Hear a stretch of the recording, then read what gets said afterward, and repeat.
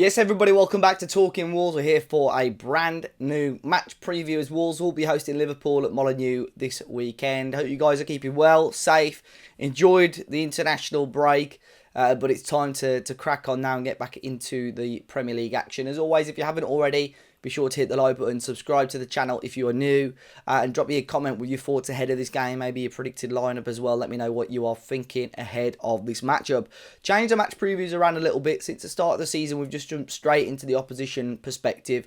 I had one or two comments about sort of reverting to the old style, so we'll try that out, but do let me know which sort of style you prefer. We're still waiting on Gary O'Neill's official press conference. That'll be on Friday afternoon, so any major updates from other than what I'm saying will obviously be on all of our social medias tomorrow afternoon. But it'll be very interesting to see how Gary O'Neill lines up, because he's had sort of a sort of skeleton of what he's been working with and a pretty close 11 every single game. But, you know, with international break, with jet lag, with the poor performance at Crystal Palace, there's obviously going to be a lot of things going through his head ahead of this team. It's going to be so hard for me to sit here and predict an exact lineup, but I am going to be intrigued, of course, to see if we do get any debuts. Of course, Wolves moved late in the transfer window and we were able to bring some quality players in.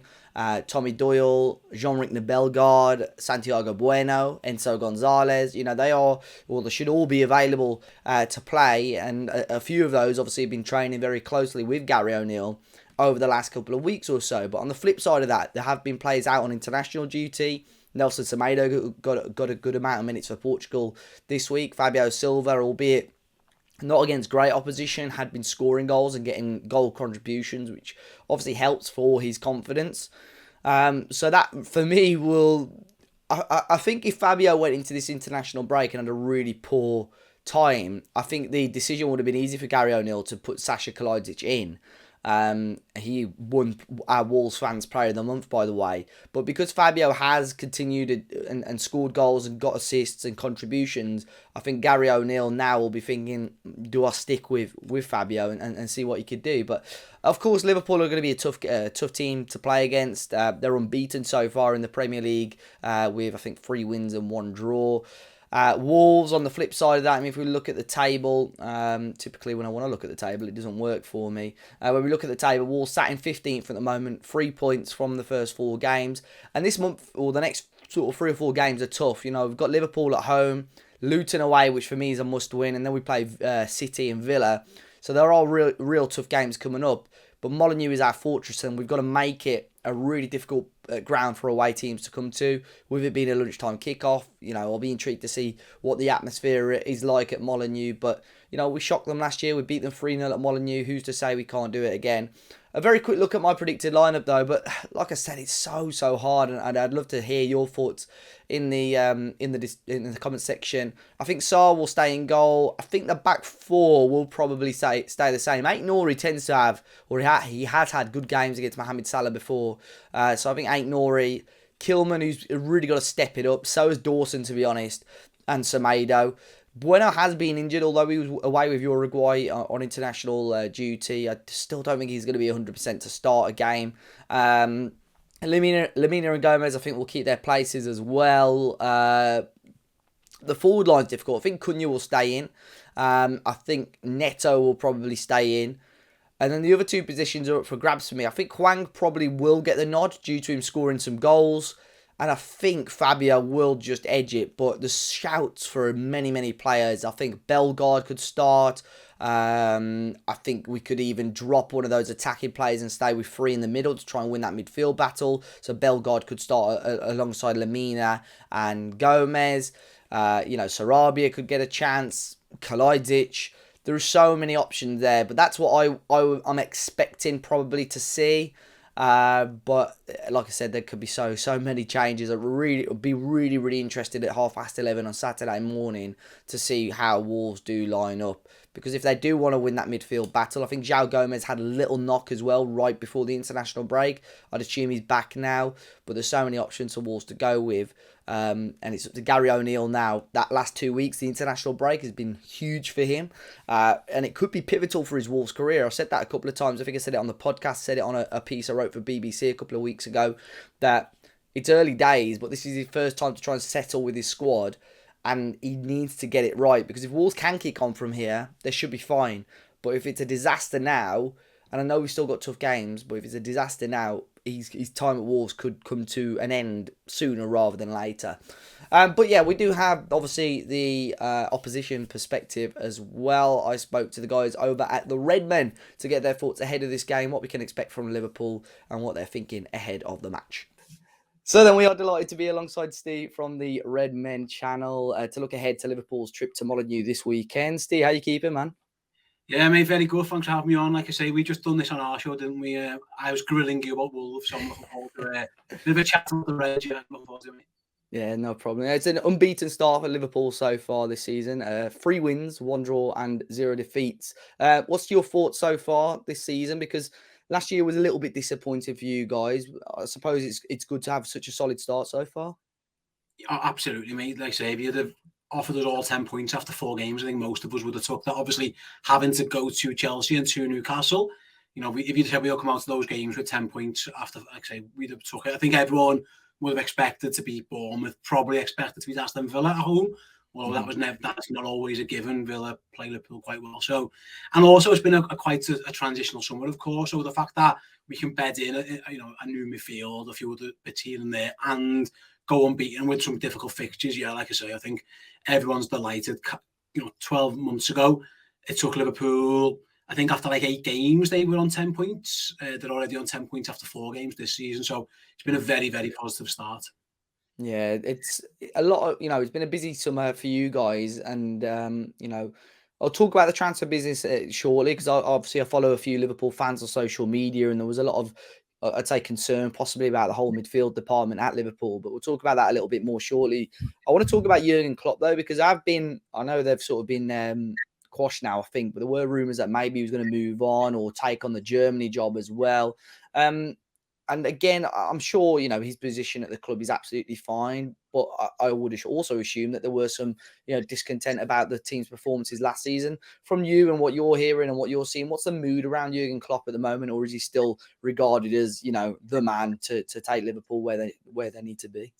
Yeah, I mean, there's no questions about Jurgen Klopp whatsoever. I think nobody really put too much of last season. He wasn't blameless, of course, but there were some decisions that were made in the transfer market and whatever he obviously had to part with. But yeah, there was no chance that anyone was who are we going to get? Who's better than Jurgen Klopp? You sack him, who's coming in? So the Germany stuff wasn't really a worry. Obviously, he was linked with the national team. I think at the end of his contract at Liverpool, there's talk that might be him here. There's talk that he might not extend. So he's got like a couple more seasons after this one. And maybe then he does international football. I'm not actually sure he'd be a very good international manager, if I'm honest. Maybe, I mean, he's a great manager, I don't know, but it is, the intensity, how he likes to play. I'm not sure you can quite do that at international level. But yeah, I mean, he's the man. Like he is the man. We wouldn't change him for anybody. And he's gained more and more. I don't know if power is the right word at the football club, but he's more influence. You've got more say in the transfers, and contracts and stuff like that. He's building himself up into be a very powerful man at Liverpool, and he deserves to be. Now, there's questions whether that's the right or wrong decision. Time will tell. But yeah, Jurgen's the main man. Some football clubs managers come and go. Liverpool's a bit different. We tend to, idolize man. We want to idolize managers. We want to put them on pedestals, kind of thing. And Jurgen's definitely up there for sure. Yeah, I mean, I mentioned, the transfers earlier on in the midfield. Another big one from the summer, which we spoke a little bit about on the preview we did on your channel as well, was Salah, because it came quite late, the whole Saudi thing for Salah, and they were putting in ridiculous bids for him. Again, from your point of view, were you ever worried that he was going to leave? And what impact do you think that will have on him and the Liverpool squad for the rest of the season? Liverpool were adamant he wasn't for sale. That was their line every single time. I couldn't sit. I can't say. I was 100% certain Mohamed Salah was going to stay because, like you mentioned, the money getting offered was big money. He's in his 30s. I do wonder if them bids would have came in early June, July. Maybe there'd have been a conversation to have. But when the bid comes in on deadline day, well, what are you going to do? If you sell him, you can't buy. You can't replace him. There's no. When Liverpool have to replace Mo Salah anyway, that's going to be a challenge, and that'll be a challenge with an open window on the last day of the deadline. It would have been foolish. So at that point, it was like it felt a bit PR stunty from the Saudi league, if I'm honest. But earlier in the year, in the summer rather, I was half expecting bids to come in. There was a little bit of talk about it, and I know his agent kind of squashed that straight away on social media. That kind of settled nerves. But by the time the official offers came in, the only way would get it'd have had to be, I can't even imagine what the number would have had to be, double that, 300 million, whatever it would be for them to go, you know what, we might do it now. I think Liverpool were always adamant, both, publicly and privately, that there's just no way we can do it. And to be fair to Salah, he hasn't really affected them. He's broken. He's 10 Premier League games spanning the end of last season and the start of this, where he's either had a goal or an assist. The only person who's done it more times than that is himself. When he done it 15 times a few years ago. So he's starting to laugh himself in terms of his record. So it hasn't really shown on the pitch.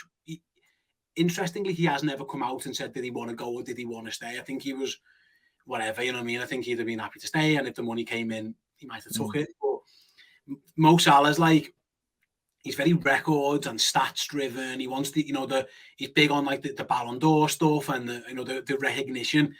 I just don't think that was the right time to go to Saudi Arabia and get that. He's got 2 more years left on his contract, and there might be a conversation to have in the summer when he's down to 1 more year to go. So I wasn't too worried, but I can't say I was 100% certain that he was going to stay either, just because the ridiculous sums of money that were on offer. Yeah, I mean, some of the fees. I mean, even with Neves, we all expected him to go, but I think we got like £10 million more than what we expected for Neves, and that was early in the window. So I think you're exactly right. If that bid came in towards the start, Liverpool would have had enough time to replace him if that was to happen as well. But one of the big talking points, I suppose, from the Liverpool fans has been sort of the midfield situation, because even last year, I'm sure there were conversations about, right, we need to strengthen the midfield, or we need other central midfielders, because players that have left that could have played there, Fabinho, Jordan Henderson, Naby Keita, James Milner, Oxlade-Chamberlain, a lot of players there have moved on. And Liverpool, it took them a while, but they've got some players in. McAllister, Gravenberch, Endo came in. Even Szoboszlai, who could play there, is a good player. What's your thoughts on that? I mean, it's quite I know Endo's got a little bit more experience, but quite a young midfield, I would say. Do you think that's a midfield that Liverpool can, keep for years to come? I mean, youth is the exact thing. He's got legs. Those players you mentioned earlier, it felt like a lot of the legs had gone. Obviously, Chamberlain, Milner, Keita were out of contract, and it was pretty evident that the time was up for 2 of those at least. And the Milner thing, it felt like he'd been, told he might not play as much, and fair play, he went as well. Henderson and Fabinho, I don't think the plan was to lose either of those, but the bids came in, both of them, again, the good money for Fabinho. Henderson, by all accounts, have been told similar, you're probably going to be on the bench more or whatever, and he fancied the move, and he took that. They got McAllister very, very early. Like, that deal was done, I think it was June that deal was done, so that was brilliant. Szoboszlai was the same, first couple of days of July, and then it took a while to get the others in. We had, bids for Lavia, bids for Casado, there was Andre, who's I think Enze. Liverpool were chasing defensive midfielders, and it feels like they got to a point where they had to get somebody in, so that's why they went and signed Endo. I don't think Endo was ever top of any list. And we'll see how that pans out. Whether he's going to play a lot, I don't know. And then Gravenberch is a player they wanted from April. They first made inquiries about Gravenberch, and the line from Bayern was that he's not for sale. And then that changed. We got him in on deadline day. It took all the time. So I think his was more a case of they really liked him, and they were just waiting to see if they could do a deal. But McAllister and Szoboszlai, I know McAllister got sent off against Bournemouth, but that was since rescinded. It was a poor decision in the end, I suppose. Though they've been the heartbeat of what's gone right for Liverpool, partly. That there's so much more energy in this team.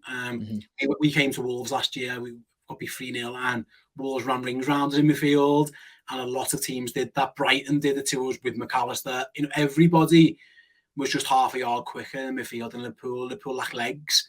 It was Fabinho, Henderson, and then one of Thiago was injured a lot, so it wasn't too much Thiago. It just didn't. There was just no energy in there, and these lads, they've all got that. McAllister definitely, Szoboszlai definitely. That's one of his biggest attributes. And then whether it's been Jones, whether it's been Elliott, we've had Cody Gakpo play there. We just look on a much more energetic side, and that's what Liverpool's built on. You know, when Liverpool were challenging for trophies and we were competing, Manchester City beating them to Premier League titles and stuff, we've never really been a better footballing side, but we've been more intense. We've been able to run more. We've had really good players, don't get me wrong, but it's been built on, the counter press and the intensity and the work ethic, and we lost that with those players. Yeah. So that's been the biggest change. It's night and day watching Liverpool this season to last season. It's just like the differences in the legs and the pace and the power. It's just evident to see, really. Yeah, I think I know you mentioned Caicedo and Lavia there as well. That two players Liverpool were linked with, and for me, they're all good footballers, but I think both of them went for way, way more than what they should have done. And I think all of Liverpool's transfer fees are more than fair. Like Szoboszlai is a good attacking midfielder. I think he'll get you good goal contributions. McAllister, for a player that's proved it in the Premier League, won the World Cup for 42 million euros or whatever it was, is unbelievable. And Gravenberch as well, who hasn't really kicked on massively yet, but still a young player with so much potential. I think if Liverpool, which I think they will, finish above the likes of Chelsea and so on, could be laughing at the end of the season, thinking you've spent however times much more money than us, and we've just took our time, done our business as we needed to do, and I think you guys will be in a much better position than that as well. So I think that midfield it'll be an interesting battle come Saturday as well. And Steve, looking ahead to the game, obviously it's not been the best of starts of Wolves. We have got some points on the board though, beating your noisy neighbours Everton. But what's your sort of thoughts on Wolves and the team and the start to the season overall?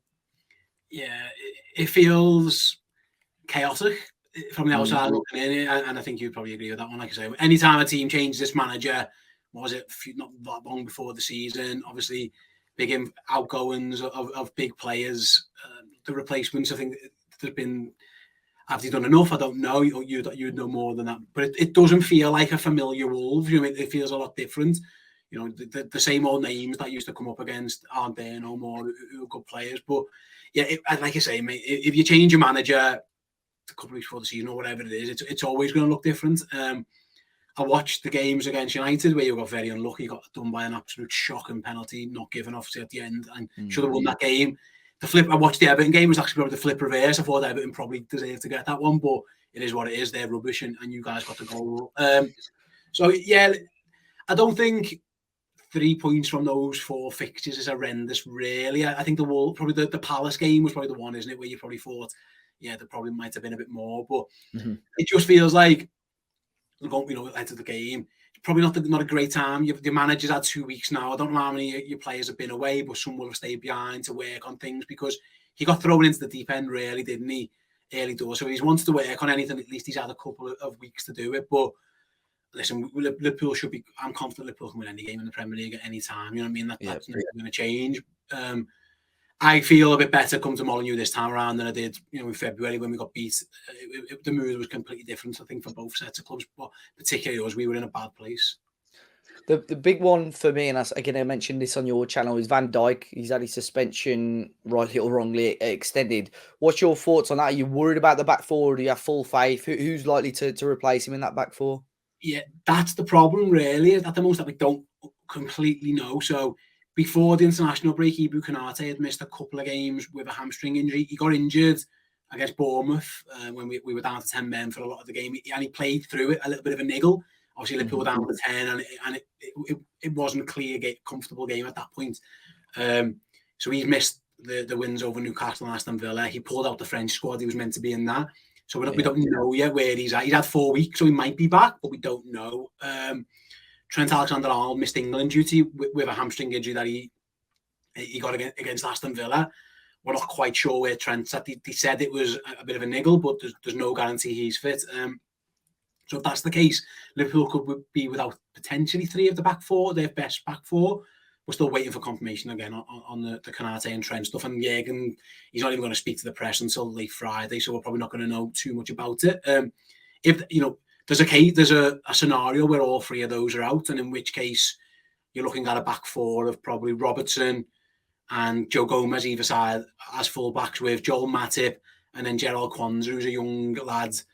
He came on against Newcastle in the game there. He came on against Aston Villa the other day. He's our 5th choice centre-back, pretty much, young kid. Spent a little time on Bristol last season rather, before coming back into it. They let Nat Phillips go to Celtic, so they like Kwanzaa, but Yeah, he's the fifth choice, and that's because Gomez would probably have to go and play right back because the backup right back is injured as well. So Liverpool have definitely got a bit of defensive issues now. Listen, Wolves aren't known for banging goals in, so it could be okay. But I would be much more confident if it was Van Dijk and Konate. We know Van Dijk's out; he can't play. There are definitely. I don't think Trent Alexander-Arnold will play. I don't think you can recover from a hamstring injury in 12 days. I think that's a risk. So it's Konate is the one. Can Konate get back, and it'll be him and Matip, which I'll be fine with. If not, it's a tough first start for Gerald Kwanzaa away at Wolves. He did well against Newcastle. He did well against Aston Villa, but it's a different kettle of fish when you're starting. So yeah, that's the way they pull out with defenders at the moment. There's a possibility they're all fit, and there's a possibility no, we just don't know at the moment.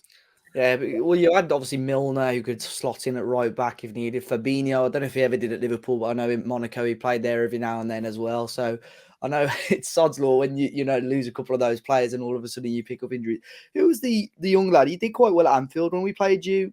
Is it Stefan Bajcetic? Yeah. What's his situation? He's a midfielder. He's a very good player. He's fit now. He missed the end of last season. He picked up an injury spring and didn't play. He was on the bench a couple of times. He's played for Spain's under 21s. He's only 18, 19. He's a young he looks a really tidy player. Yeah, he's very good. He's a very good defensive midfielder. I think he's partly one of the reasons as well. Like Liverpool expect him to play a lot, probably in the Europa League. We'll see a lot of Bajcetic. So yeah, he's back fit and available. I'll be honest. He's going to be, again, I expect to see a lot more of him in the Europa League than I do in the Premier League. Yeah. He's got a bright future, but yeah, in terms of numbers, like you mentioned it before, Milner was the backup right back option. He's now gone. Conor Bradley he's the young understudy, Trent Alexander-Arnold, but unfortunately he's picked up a stress injury. So we are short of numbers at the back. So yeah, that we'll wait and see, but there's a chance Liverpool come with Kwanzaa and Matip, with Robertson and Gomez, which it's okay, but it's nowhere near Liverpool's best. Yeah. No, I think, like you said, the way Wolves are attacking, I really hope it's my team. I hope they prove me wrong, but I think they'll probably be okay anyway. Steve, thank you very much for jumping on the channel as well. Like you've said to me, I do wish you the best for the rest of the season, apart from Saturday anyway. Where can people find you and the Redmen guys if they wish? Yeah, absolutely, mate. Just like I say, Redmen TV, YouTube, every single social platform that exists in the world. We're all over everywhere. But yeah, if you're interested in Liverpool or you want to hear what's going on, yeah, that's come check us out. But we'll be doing stuff around the game as well, watch-alongs, all that kind of stuff. We've got it all going on this weekend. Hoping for a win, hoping a better time than last year, because our away form last year was shocking and you guys took full advantage of it. The game was over after 10 minutes or something. Hoping for a different one this time, that's for sure. No, thank you very much for jumping on anyway, mate. Enjoy your weekend and I'll catch you soon. Cheers, mate. So big thanks there to the guys over at Redmen. I will leave their social links in the description down below. But do let me know your score predictions, guys, in the comments section. It's going to be a very, very difficult game. I know some people maybe mentioned O'Neil switching to a back five. I don't know.